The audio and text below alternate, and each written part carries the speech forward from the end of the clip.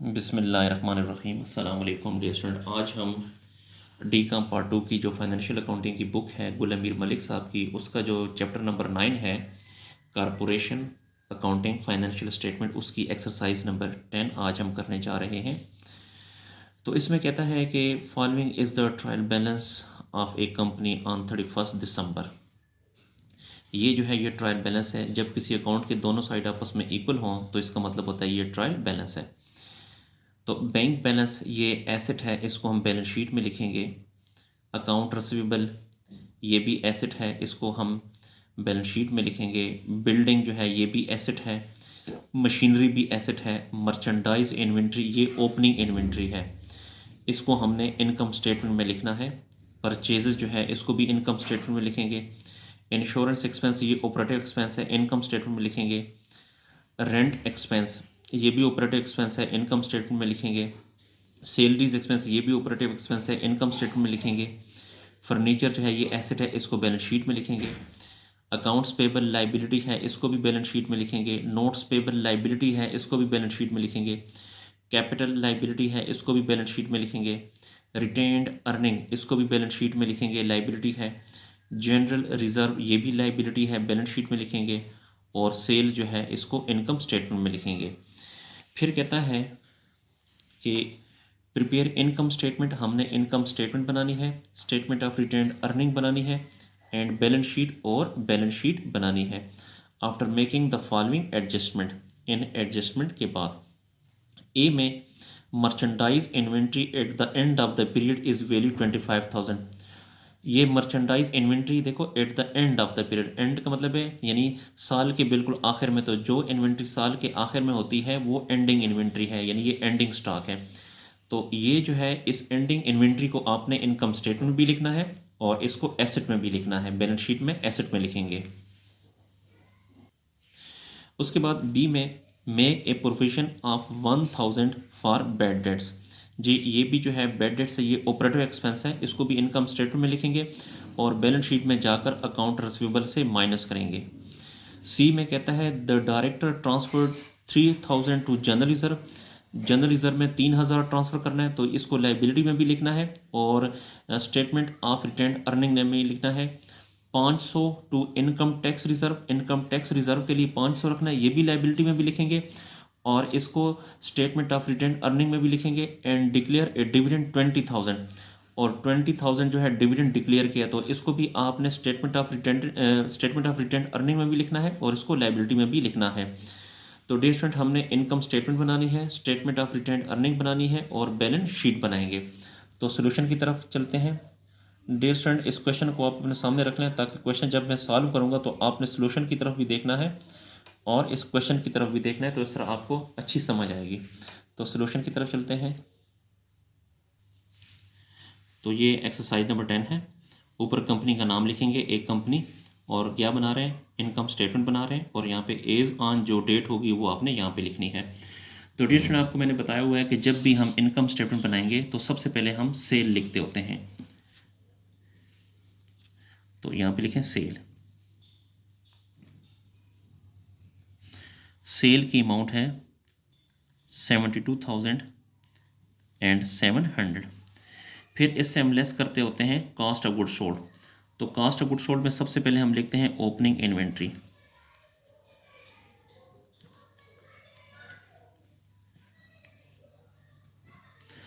Opening inventory यानी opening stock वो है 10,500। फिर इसके साथ प्लस करते हैं परचेजेस। परचेजेस है 37,150। तो इन दोनों को प्लस करेंगे तो ये आ जाएगा 47,650। इससे आपने कहना है cost of goods available for sale, cost of goods available for sale. फिर इससे आपने माइनस करना होता है एंडिंग इन्वेंट्री।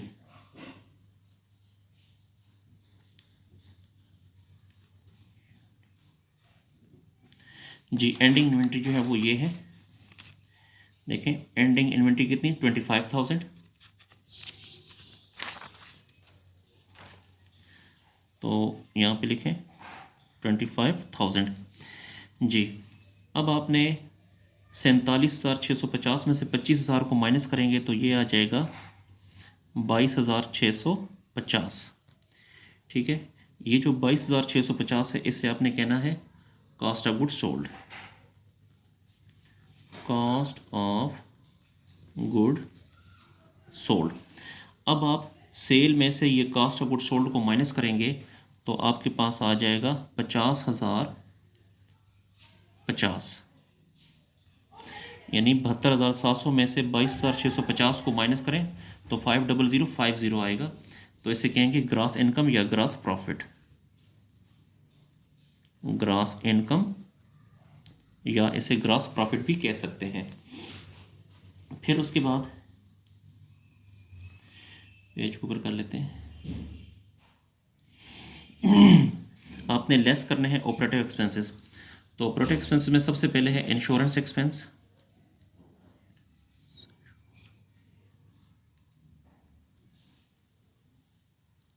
इंश्योरेंस एक्सपेंस है 3,000। उसके बाद है रेंट एक्सपेंस है,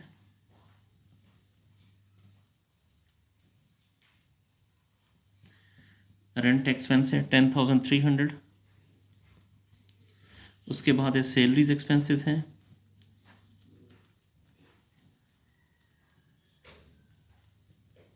सैलरीज एक्सपेंसेस हैं 22,900। उसके बाद है बेडेड एक्सपेंसेस हैं,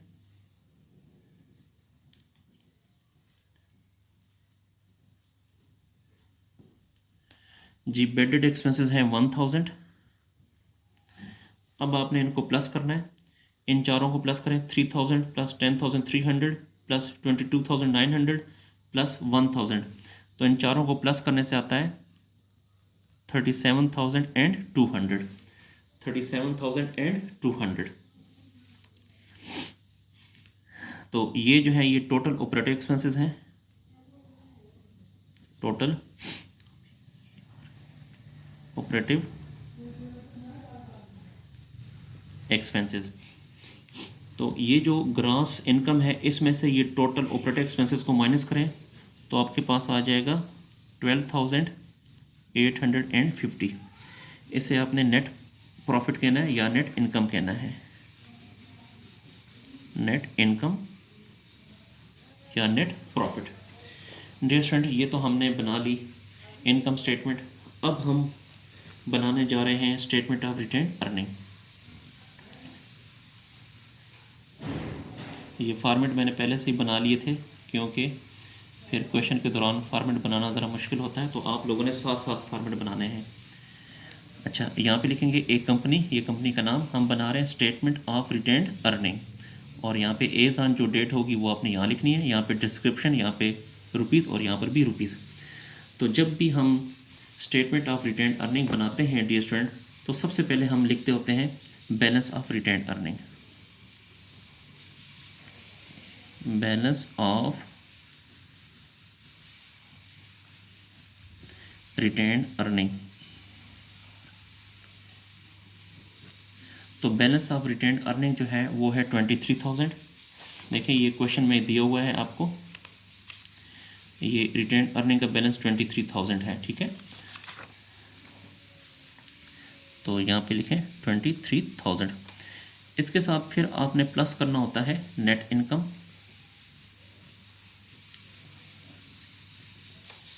नेट इनकम स्टूडेंट आपने देखें ये खुद फाइंड किया, नेट इनकम 12,850 है।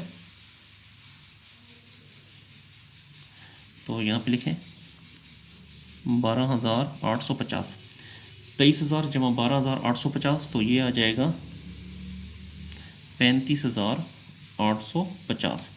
ये जो 35,850 है इसको आपने कहना है total retain earning, total retain earning.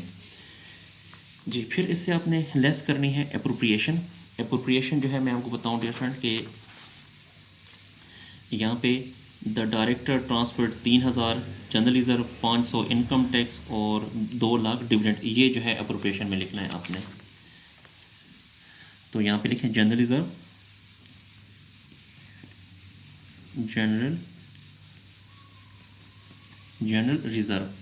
General reserve है 3,000 और इनकम टैक्स रिजर्व है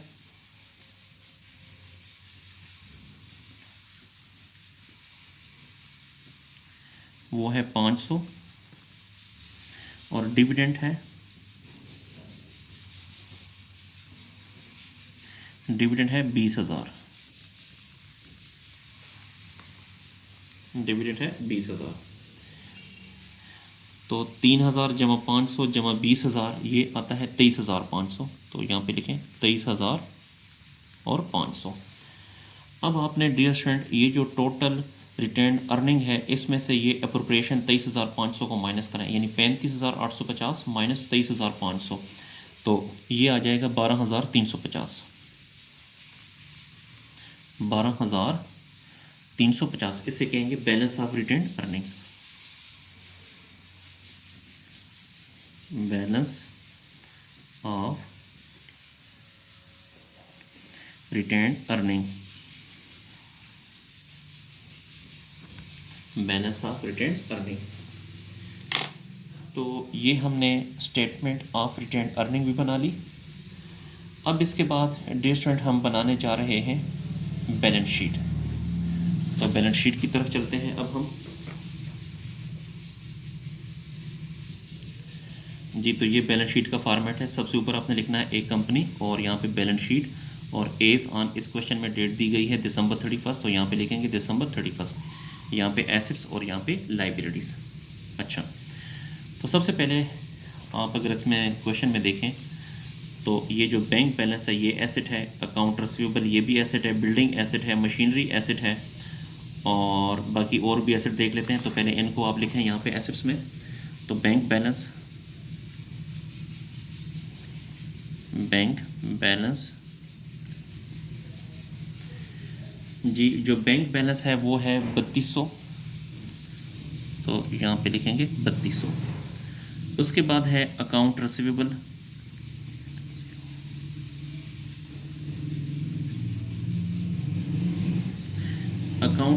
है 27,450। इसमें से याद रखें डियर स्टूडेंट माइनस करते होते हैं बैड डेट्स।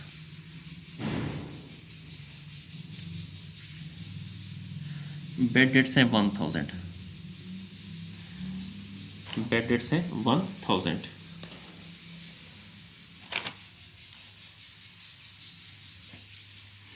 तो 27,450 में से 1,000 बैड डेट्स को आप माइनस करें तो ये आ जाएगा 26,450। 26,450। उसके बाद है एंडिंग इन्वेंट्री, ये भी लिखें, एसेट्स है, एंडिंग। जो एंडिंग इन्वेंट्री है वो है 25,000, यहाँ पर लिखें 25,000, ये एंडिंग इन्वेंट्री है। फिर इसके अलावा फर्नीचर ये भी एसेट है 4,000।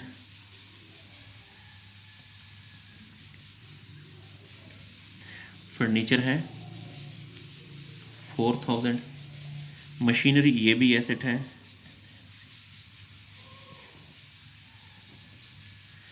मशीनरी है 10,000 की, तो यहाँ पे लिखें 10,000।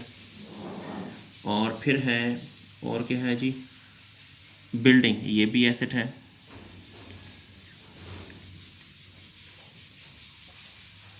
बिल्डिंग है 12,200। और एसेट देखते हैं जी यही एसेट्स हैं। अब हम लाइबिलिटी साइड पे, तो लाइबिलिटी साइड पे अकाउंट पेबल ये लाइबिलिटी है। देखिए ये मैं आपको बताऊं, ये अकाउंट पेबल लाइबिलिटी है, नोट पेबल लाइबिलिटी है, कैपिटल भी लाइबिलिटी है, जनरल रिजर्व भी लाइबिलिटी है। तो यहाँ पे लिखें अकाउंट पेबल,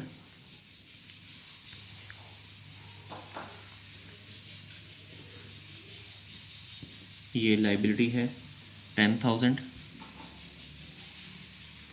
नोट्स पेबल ये भी लाइबिलिटी है।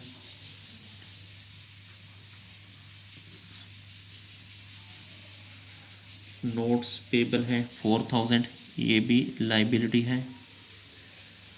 और इसके अलावा डिविडेंड पेबल 20,000, ये भी लाइबिलिटी है।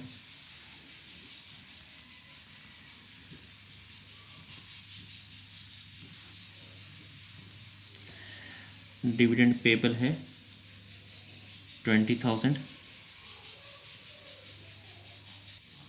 जी डिस्टेंट ये वाला जो है डिविडेंड है वो 20,000, ये भी लाइबिलिटी में लिखेंगे, 500 भी लाइबिलिटी में लिखेंगे, 3,000 भी लाइबिलिटी में लिखेंगे, ठीक है। तो डिविडेंड पेबल है 20,000। उसके बाद है जनरल रिजर्व है 4,000। अगर आप देखें तो जनरल रिजर्व जो है 3,000 ये हो गया, और जनरल रिजर्व 1,000 ये हो गया। 3 और 1 कितना हो गया? 4,000। तो यहाँ पे लिखें 4,000 यानी 3,000 प्लस 1,000। उसके बाद है income tax reserve. Income tax reserve वो है 500, ये भी हमने लिख दी। फिर है कैपिटल आपने लिखना है। कैपिटल की अमाउंट देखते हैं जी, वो कितना है।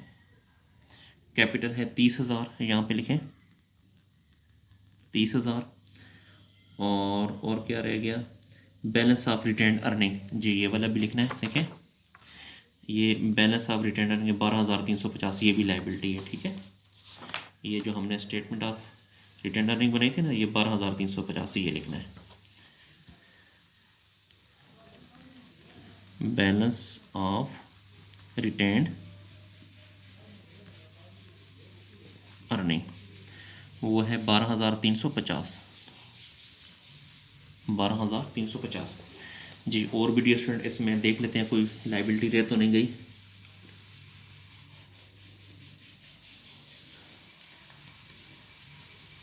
जी कंप्लीट हो गई है। अच्छा अब आपने इसका टोटल करना है जी। तो यहाँ से लेके यहाँ तक प्लस करें 3,200 plus 26,450 plus 25,000 plus 4,000 plus 10,000 plus 12,200। इनको हमने प्लस किया तो ये आ गया 80,850। 80,850। अब ये एसिड साइड प्लस करें 10,000 plus 4,000 plus 20,000 plus 4,000 plus 500 plus 30,000 plus 12,350। तो इनको भी प्लस करने से आता है 80,850। तो इसके साथ ही डियर स्टूडेंट हमारा जो है क्वेश्चन कंप्लीट हुआ, और क्वेश्चन के साथ ही हमारा ये चैप्टर भी कंप्लीट हो गया। इसको नोट कर लें। डियर स्टूडेंट अगर आपको मेरी वीडियो पसंद आ रही है तो मेरे चैनल को लाजमी लाइक करें और सब्सक्राइब करें, और इन वीडियोस को अपने दोस्तों स्पेशली जो आपके कॉमर्स के जो क्लास फेलो हैं, आपके जो अकाउंटिंग के क्लास फेलो हैं, उनके साथ शेयर करें ताकि वो भी इससे फ़ायदा हासिल कर सकें। अगर आपको आई काम, डी काम, बी काम और बाकी क्लासेस के अकाउंटिंग का सोल्यूशन चाहिए तो आप मेरे चैनल की प्लेलिस्ट में जाकर वहाँ से कंप्लीट सोल्यूशन हासिल कर सकते हैं। अगर आपको किसी पॉइंट की समझ नहीं आती तो आप कमेंट सेक्शन में जाकर मुझसे पूछ सकते हैं। शुक्रिया, अल्लाह हाफिज़।